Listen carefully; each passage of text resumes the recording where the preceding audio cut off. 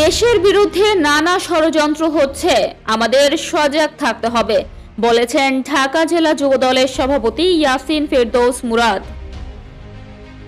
জাতীয় নির্বাচন ও বাংলাদেশকে নিয়ে গভীর ষড়যন্ত্র চলছে বলেছেন জামায়াতে ইসলামী নায়েবে আমির আব্দুল্লাহ মুহাম্মদ তাহের।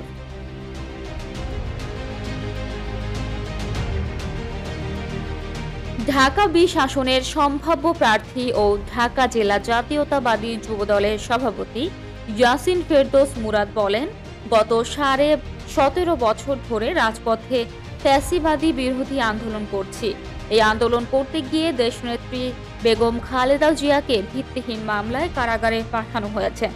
দলের ভারপ্রাপ্ত চেয়ারম্যান তারেক রহমানকে অসংখ্য মিথ্যা মামলায় সাজার রায় দেওয়া হয়েছে। এছাড়া দলের বিভিন্ন পর্যায়ে নেতাকর্মীদের গ্রেফতার, হামলা, মামলা, গুম, খুন সহ নানা নির্যাতনের শিকার হতে হয়েছে। তিনি বলেন, এই সময়ে ধর্মের নামে ব্যবসা করা একটি ইসলামী দল ফ্যাসিস্টদের আশ্রয় থেকে মোটা তাজা হয়েছে। জুলাই গণ অভ্যুত্থানের পর তারা ফ্যাসিস্টদের ছাতার নিচ থেকে একে একে আত্মপ্রকাশ ঘটাচ্ছে। এই শক্তি ধানের শীষের বিজয় নিশ্চিত জেনে বিএনপি ও দেশের বিরুদ্ধে নানা ষড়যন্ত্র করছে। এর বিরুদ্ধে আমাদের সজাগ থাকতে হবে।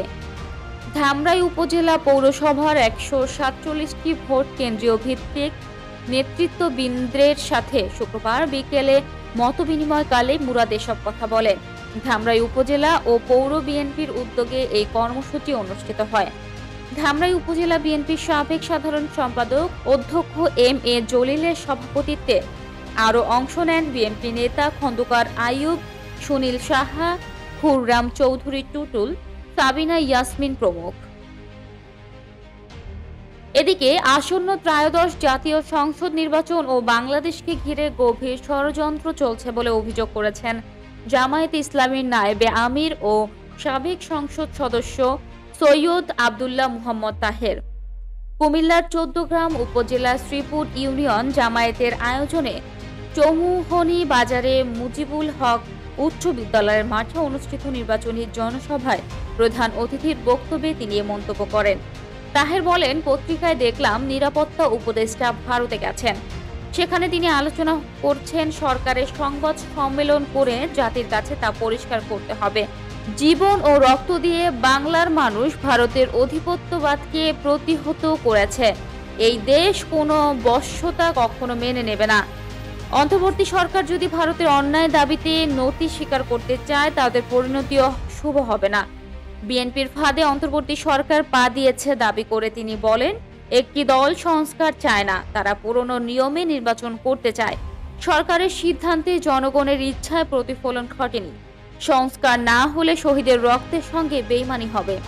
তিনি অভিযোগ করে বলেন, গণভোটের কথা বলা হলেও সেটিকে পেঁচানো হয়েছে। গণভোট ও জাতীয় নির্বাচন একসঙ্গে করার সিদ্ধান্ত জনগণের দাবির বিপরীত। দুটি নির্বাচন এক নয়।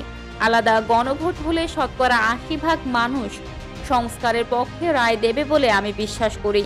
শ্রীপুর ইউনিয়ন জামায়াতে আমির মাওলানা আব্দুল হাকিমের সভাপতিত্বে জনসভায় প্রধান বক্তা ছিলেন জামায়াতের কেন্দ্রীয় সহকারী সেক্রেটারি জেনারেল মাওলানা আব্দুল হাকিম।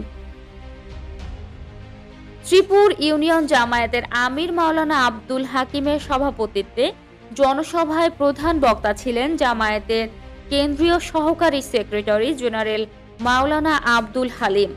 বিশেষ অতিথি ছিলেন কুমিল্লা দক্ষিণ জেলা জামায়াতের আমির মোহাম্মদ শাহজাহান। এছাড়া আরও উপস্থিত ছিলেন ঢাকা মহানগরী উত্তরের কর্মপরিষদ সদস্য শাহাবুদ্দিন, ১৪গ্রাম উপজেলার জামায়াতের আমির মাহফুজুর রহমান, সেক্রেটারি বেলাল হোসাইন, পৌর আমির মাওলানা ইব্রাহিম, ছাত্র শিবিরের কেন্দ্রীয় মাদ্রাসা বিষয়ক সম্পাদক আলাউদ্দিন এবং কুমিল্লা জেলা শ্রমিক কল্যাণ ফাউন্ডেশনের সেক্রেটারি খায়রুল ইসলাম প্রমুখ।